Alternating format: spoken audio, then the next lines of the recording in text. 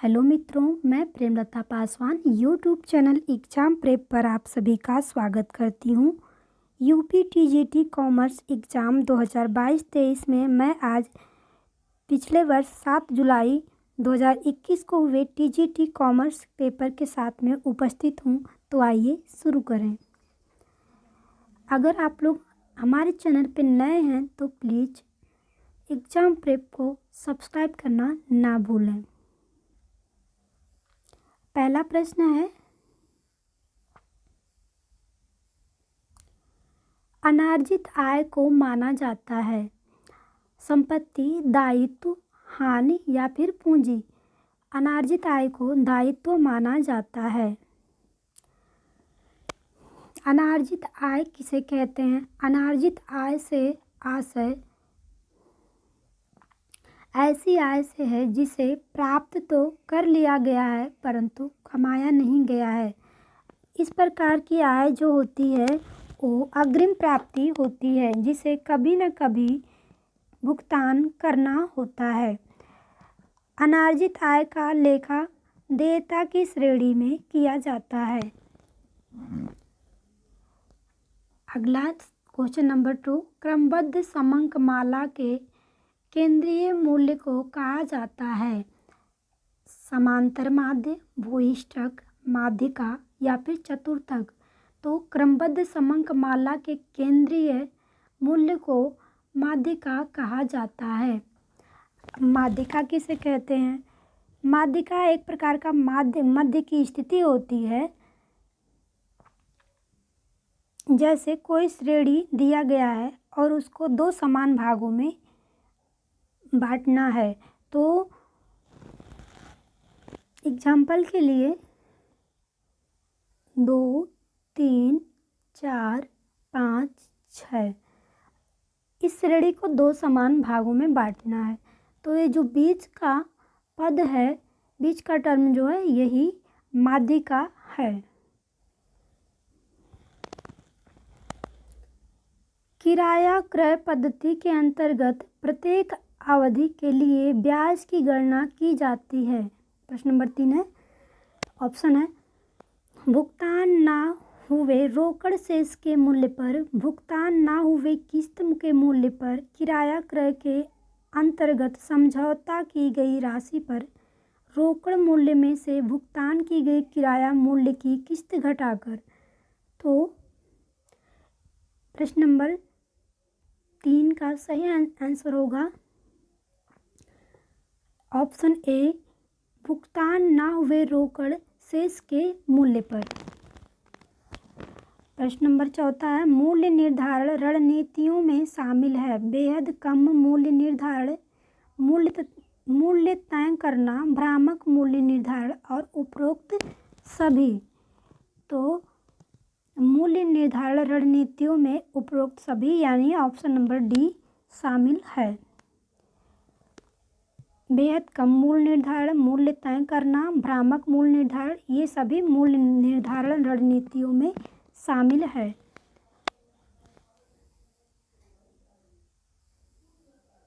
और question number 5 है, company अधिनियम 2013 के प्रावधानों के अनुसार अंशों के आवेदन के लिए न्यूनतम आवेदन राशि है अंशों के अंकित मूल्य का 5%, 10%, 20% या फिर 25%। तो इसका सही ऑप्शन है बी, 10%।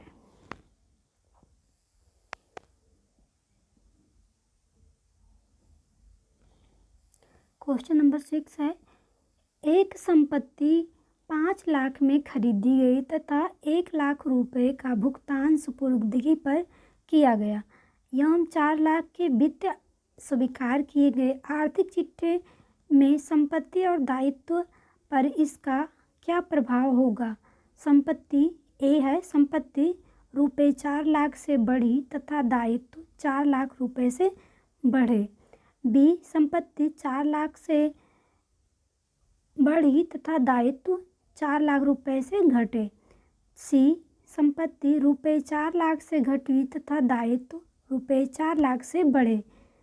और डी है, संपत्ति रुपये 5 लाख से बढ़े तथा दायित्व रुपये 4 लाख से बढ़े। तो क्वेश्चन नंबर 6 का सही आंसर होगा सी, संपत्ति जो है 4 लाख से घटी तथा दायित्व 4 लाख से बढ़े।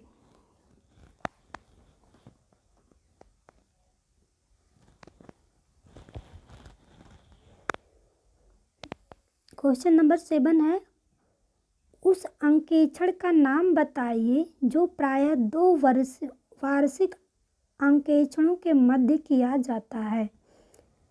ऑप्शन है बाह्य अंकेक्षण, मानक अंकेक्षण, डी और सी है अंतरिम अंकेक्षण और डी है अंतिम अंकेक्षण। तो उस अंकेक्षण का नाम बताइए जो प्रायः 2 वार्षिक अंकेक्षणों के मध्य किया जाता है।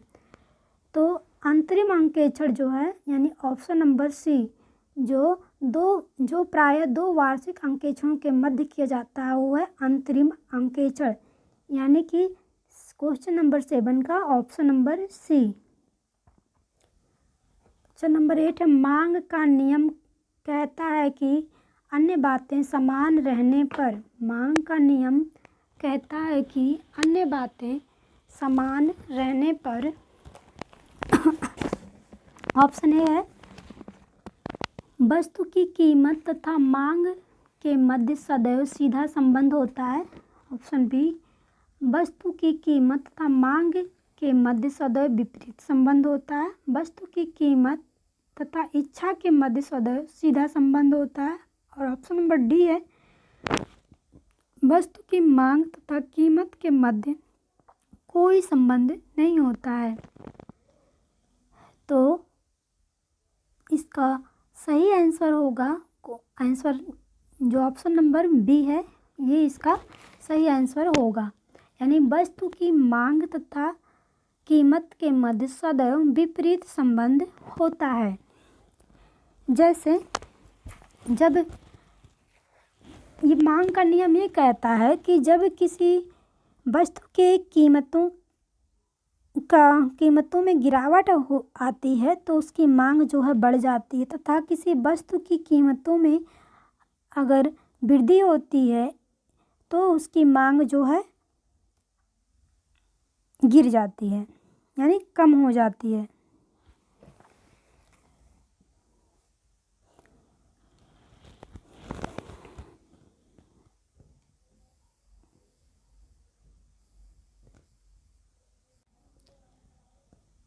क्वेश्चन नंबर 9 है निम्नलिखित में से कौन सा कथन सही नहीं है। हरण किए गए अंशों को पुनः निर्गत किया जा सकता है। अंशों के हरण से पूर्व अंशधारियों को 14 दिन का एक नोटिस देना आवश्यक है। अंशों के निर्गमन पर प्राप्त प्रीमियम का प्रयोग प्रारंभिक खर्चों को अपलिखित करने में किया जा सकता है।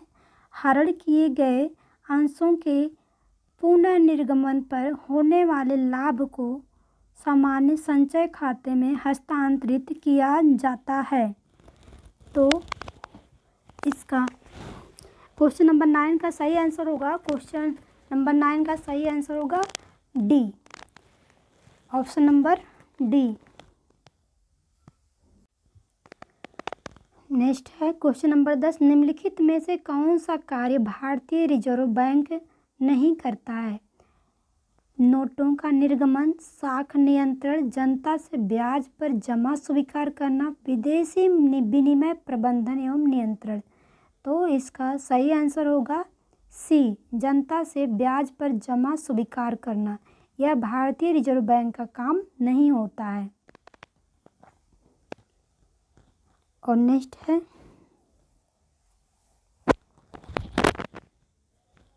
क्वेश्चन नंबर 11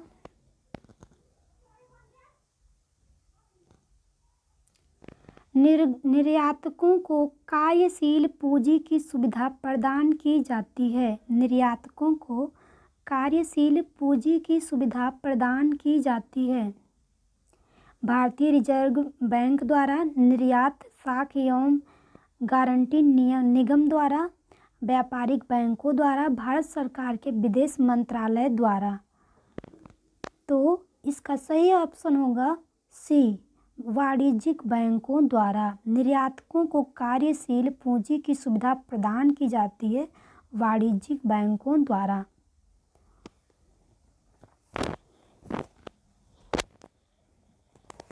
अगला,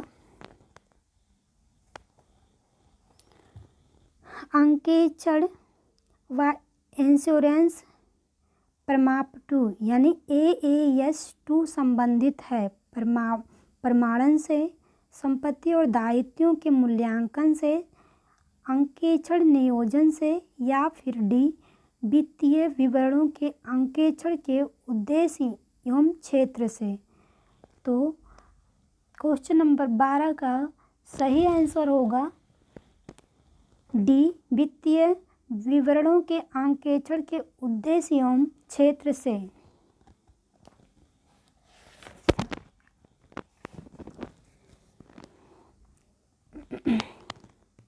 कंपनी अधिनियम 2013 के अनुसार अंकेक्षण एवं इंश्योरेंस प्रमाण-2 यानी AAS-2 वित्तीय विवरणों के अंकेक्षण के उद्देश्य एवं क्षेत्र से संबंधित है, जिसे AAS-2 CAI द्वारा जारी किया जाता है।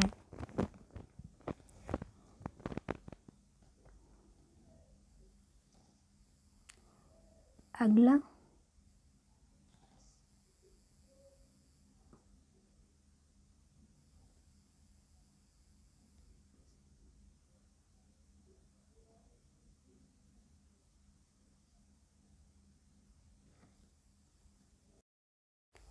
क्वेश्चन नंबर 13 है, अशोका लिमिटेड ने एक मशीन टाटा एंड सन्स से 1,50,000 में खरीदी। यह है एक लेन देन, एक घटना, एक गैर वित्तीय समंक या फिर उपरोक्त में से कोई नहीं। तो अशोका लिमिटेड ने एक मशीन टाटा एंड सन्स से 1,50,000 में खरीदी है, क्या है? तो ऑप्शन नंबर ए है एक लेन देन। तो यह एक क्या है? लेन देन यानी एक ट्रांजैक्शन है। तलपट प्रदर्शित करता है लाभ हानि खाते का शेष लेखाकार द्वारा किए गए लेखांकन की पूर्ण शुद्धता, खाता बही के शेषों की गणितीय शुद्धता, या सी डी है संपत्तियों एवं दायित्वों के मध्य शेष। तो तलपट क्या प्रदर्शित करता है? तो इसका होगा ऑप्शन नंबर सी, खाता बही के शेषों की गणितीय शुद्धता। तलपट जो है खाता बही के शेषों की गणितीय शुद्धता को प्रदर्शित करता है। तलपट को परीक्षा सूची भी कहा जाता है, जिसमें एक लेखा बही के समस्त खाते के डेबिट तथा क्रेडिट पक्ष की राशियों के योग लिखे जाते हैं। यदि ये बराबर होते हैं तो ये समझा जाता है कि खाते गणितीय दृष्टि से शुद्ध हैं। अगला नेक्स्ट क्वेश्चन है, अस्थायी संपत्तियों पर ह्रास एक उदाहरण है। अस्थायी संपत्तियों पर ह्रास एक उदाहरण है पूंजीगत व्यय, आयगत व्यय, स्थगित आयगत व्यय या फिर वास्तविक आयगत व्यय। तो स्थायी संपत्तियों पर ह्रास एक उदाहरण है, इसका राइट आंसर होगा आयगत व्यय का।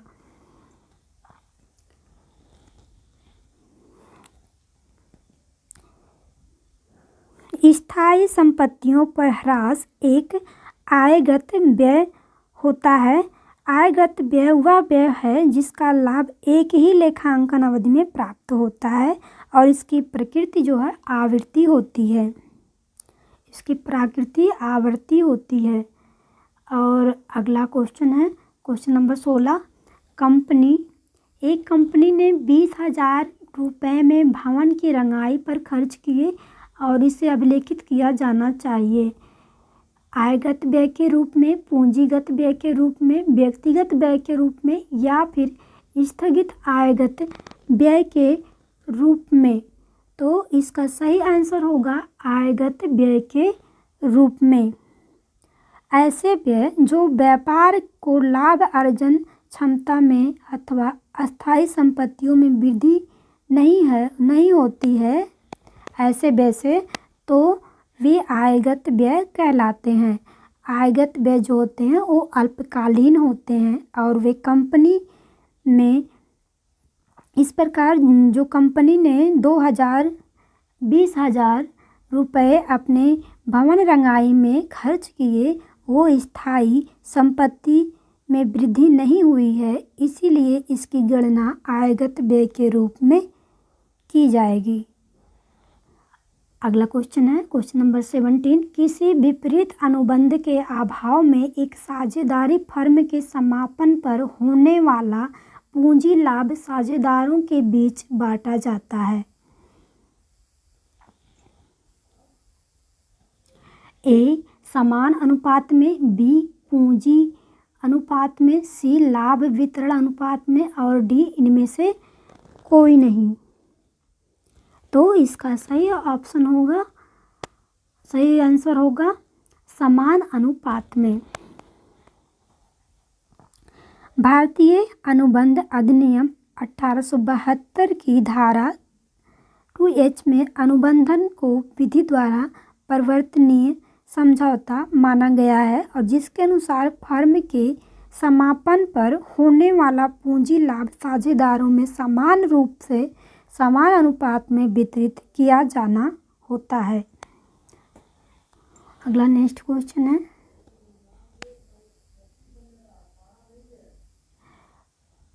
क्रय पुस्तक को क्या अभिलेखित करने के लिए प्रयोग किया जाता है।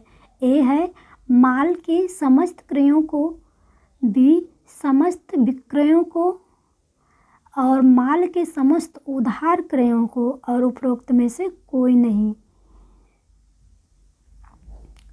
तो माल क्रय पुस्तक को क्या अभिलेखित करने के लिए प्रयोग किया जाता है। तो इसका राइट आंसर होगा ऑप्शन नंबर सी, माल के समस्त उधार क्रयों को अभिलेखित करने के लिए क्रय पुस्तक का प्रयोग किया जाता है। तो क्रय पुस्तक एक सहायक पुस्तक होती है और क्रय पुस्तक में सभी क्रेडिट खरीद का रिकॉर्ड होता है और क्रय पुस्तक में संपत्ति के खरीद का कोई रिकॉर्ड नहीं रखा जाता है। Question number 19। आहरण खाता। आहरण खाता क्या होता है।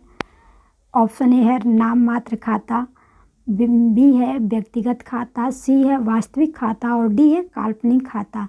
तो आहरण खाता क्या होता है। आहरण खाता एक व्यक्तिगत खाता होता है।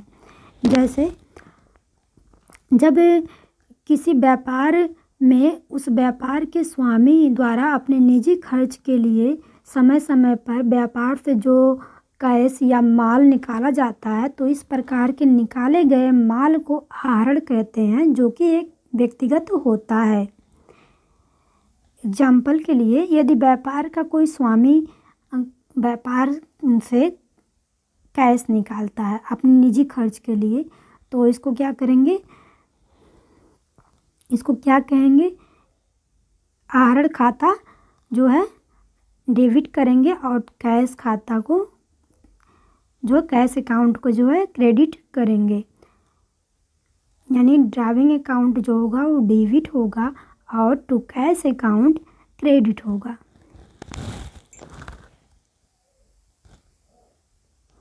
क्वेश्चन नंबर 20 है साझेदारी संलेख में वर्णित प्रावधानों को क्रियान्वित करने के लिए फर्म द्वारा बनाया जाता है। ए लाभ हानि समायोजन खाता, बी लाभ हानि विनियोजन खाता, सी पुनर्मूल्यांकन खाता और डी है लाभ हानि खाता। तो साझेदारी संलेख में वर्णित प्रावधानों को क्रियान्वित करने के लिए फर्म द्वारा बनाया जाता है। कौन सा खाता बनाया जाता है। इसका ऑप्शन होगा बी यानी कि लाभ हानि विनियोजन खाता।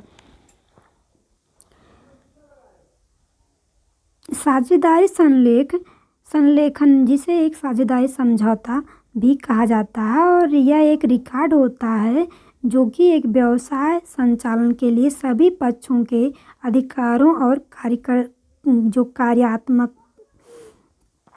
को विस्तार से रेखांकित किया जाता है।